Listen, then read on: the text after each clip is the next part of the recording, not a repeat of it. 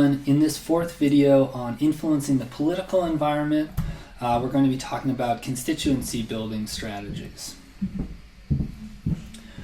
Okay, so in addition to providing policymakers with information or financial incentives, you can also try to essentially bypass those policymakers and go right after their constituents. And so you're going to be building relationships or educating, spreading information, somehow interacting with the people that those officials are either elected by or who they serve. Okay? And so businesses have a variety of different methods to build that kind of support. So support for a particular policy among constituents. Now the argument here, we're still, that could be an end in and of itself to build that kind of support for businesses. Many of those constituents would be stakeholders of some kind for a business. But in the context of this unit, we're still talking about influencing the political environment. So the idea here is that businesses would be building that kind of support among constituents so that policymakers feel pressure from those constituents to act. You know, you go after, rather than, or perhaps in addition to providing campaign contributions to somebody or lobbying somebody, you also try to educate that person's, if they're, let's say, a member of Congress, their constituents on an issue, so that those constituents in a public forum with the candidate or with the member of Congress, raise their hand and say, hey, what are you doing about issue X? Those sorts of things. So you build support among constituents in an effort to still influence public policy. So what are some of the different ways that businesses can build this kind of support? One, stakeholder coalitions. So influencing politics by mobilizing various organizational stakeholders to support a particular political agenda. So businesses can reach out to their shareholders, they can reach out to their employees, to their consumers, to other business partners, right? Think of all of the different stakeholder groups we've been talking about in the course. Building coalitions to show to policymakers, look, there is a lot of support. And not only is there support, these different groups which all support a particular policy initiative are working together. So stakeholder coalitions, one tactic in a constituency building strategy. Advocacy advertising and public relations. So this would be advertisements that focus on a company's views or controversial political issues. So again, not speaking directly to a political candidate, but perhaps putting an advertisement on TV, and I think we've all seen them, from a company that's maybe not even talking about its product, it's talking about its particular views on an issue. Now that might be associated with marketing to a consumer, but it could also be seen as a way of educating constituents about a particular issue.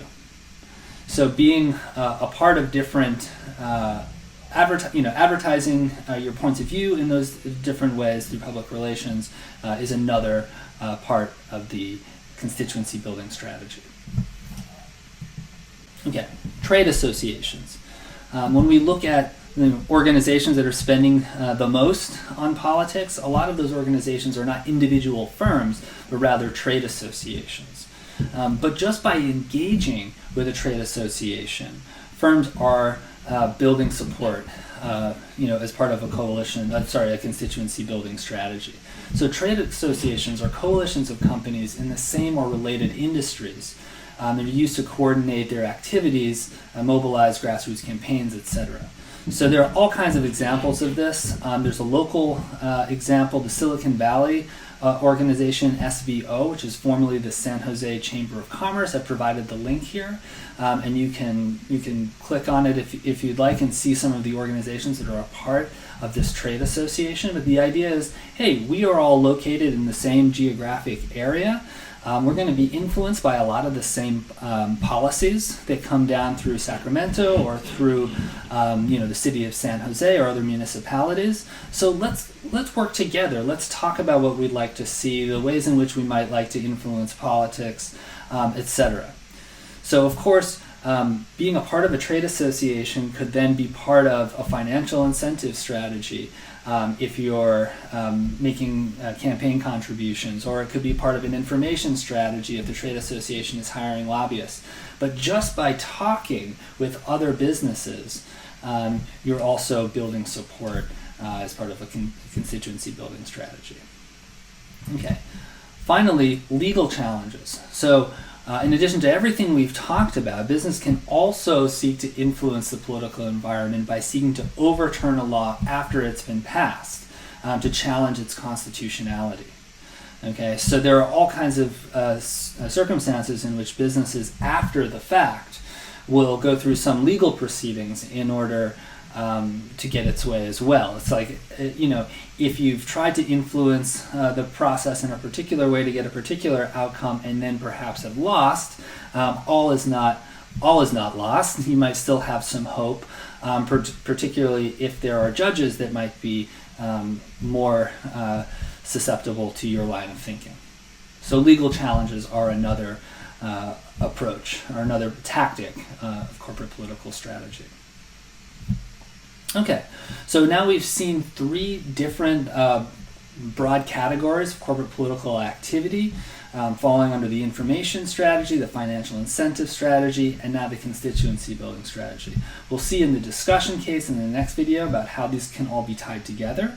They are all tied together in a sense within the firm because you want to be thinking about all of the different taxes that you're using and how they work together. So how is that done? Well, that's done in the public affairs department, sometimes called the government affairs department or government relations department.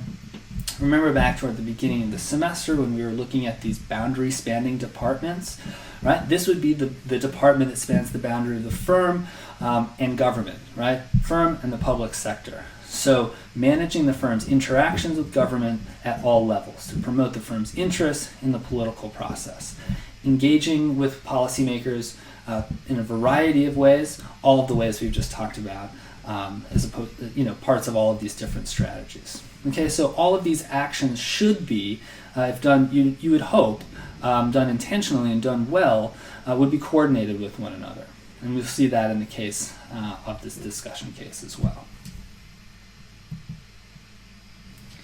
So, if you're an executive in the public affairs department, you're doing a variety of things. You could be lobbying yourself, federal or state politicians.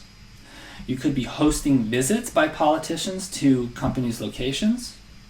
You could be attending fundraising activities.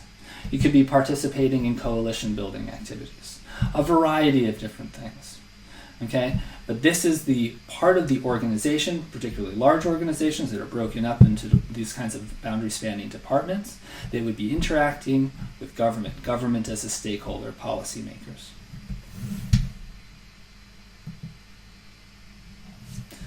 Now, we've already talked about how globalization is part of this dynamic external environment that businesses have to deal with. So how does that impact this? Well, managers have to be aware of the opportunities for and restrictions of business involvement in the political process in other countries.